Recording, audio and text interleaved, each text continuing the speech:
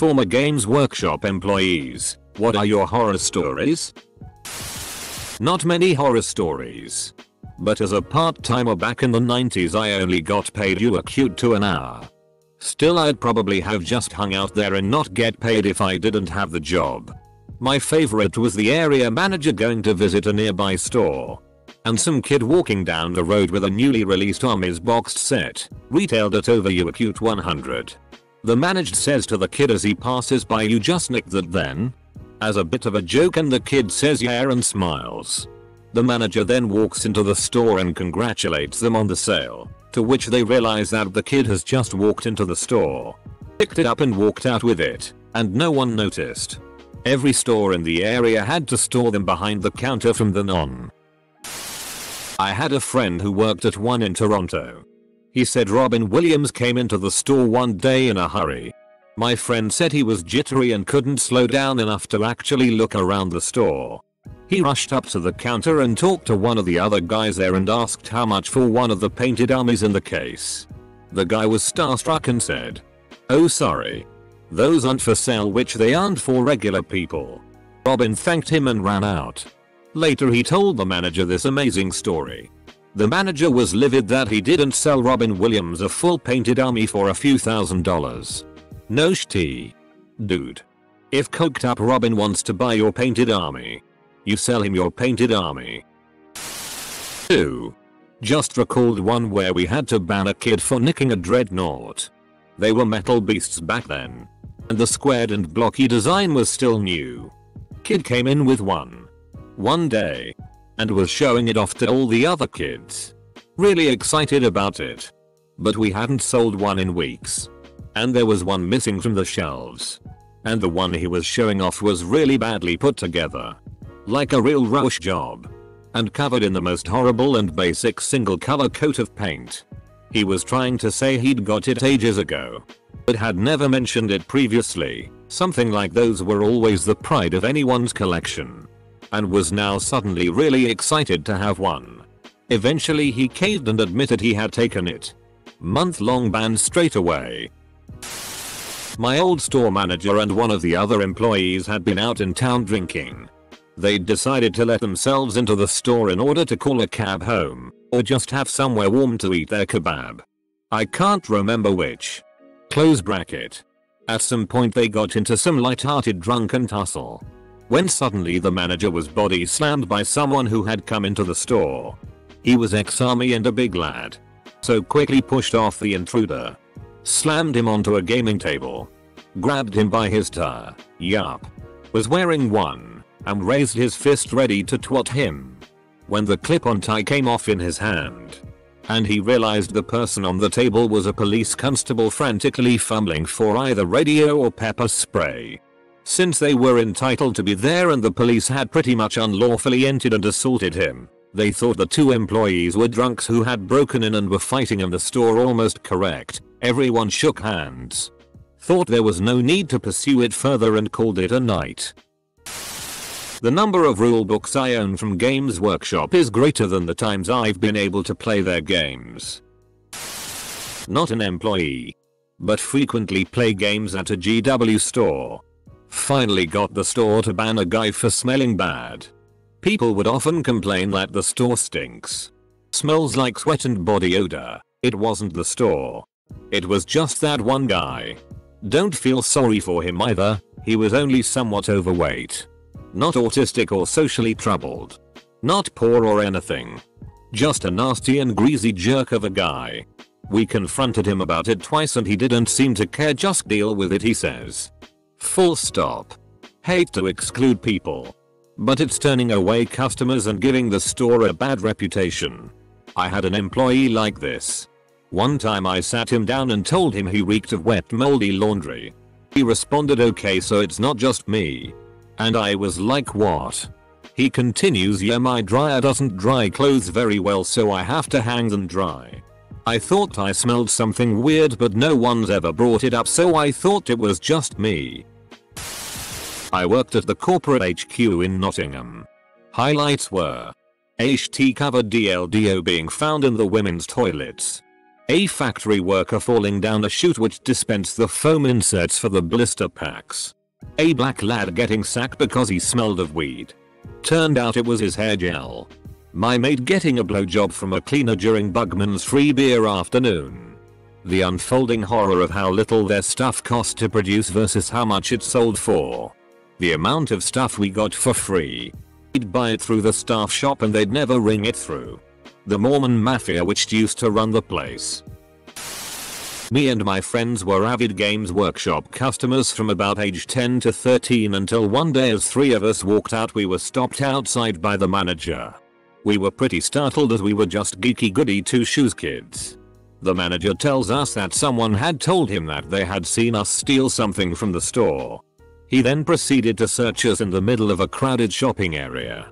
We were pretty dumbstruck and had no idea what to do, so just stood there and got searched with lots of onlookers watching us. That quickly stopped our Games Workshop addiction of a few years. None of us ever went back.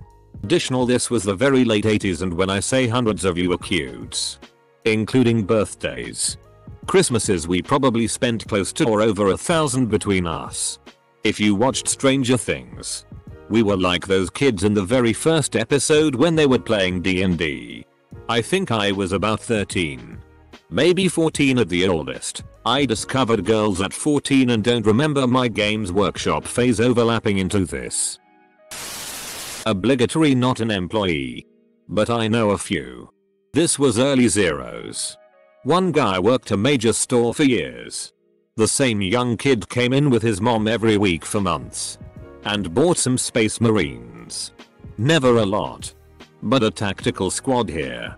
A dreadnought there. Since he was effectively a regular. And hey, Nag Factor sells boxes. Stafford tries to engage with him and mum a lot. Your army must be getting pretty big now. How many points are you doing? Just 2,000. Confusion as kid has bought way over 2,000 points of Marines. Stuff keeps dying. And then it hit the guy. No word of a lie. The kid thought that when something died in the game you had to throw it away. Also, the usual non-horror tales of how staff discount used to be 10,000 point all metal IG armies with every squad in chimeras for you acute 100 etc. His mom let him throw away his super expensive toys after they make believe died. Older bro was at a table as an employee helping a kid learn to model paint or something. Said kid has X-Acto-Nifts in hand under table. Mindlessly fiddling with it. He mindlessly fiddled it into my brother's knee by the end of the day. Obligatory, not a GW employee. Disclaimer. I was part of a big fantasy mailing list in the late 90s. Eventually we decided to have a IRL tournament. We set it up. Get 40 people to come in. Rent a room at the local university. Set up drivers to pick people up and take them to the airport. And even fly in one of the studio designers. First day of the tournament arrives. And things are going well. After the second round of games, I go to take a break and get something to eat. I come back to the room where the tournament was taking place. Open the door. And nearly die. The smell. Dear God. It was like physically getting smacked in the face by warm, wet dirty socks. It was at least 8 degrees warmer in the room than the rest of the building. And approximately 85% humidity. Of course we hadn't noticed while it was funking up. But oh my god, it was bad.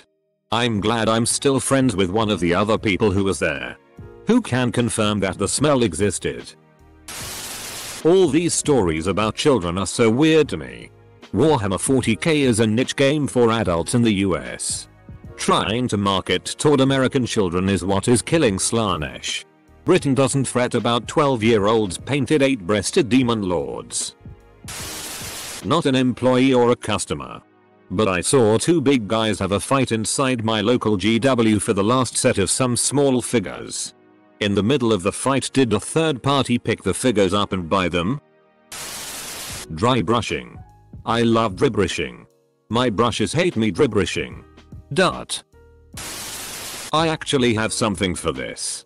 I was a red shirt at the Memphis World of Battle in 2003 to 2004. Back then we had a battle bunker and tons of display cases.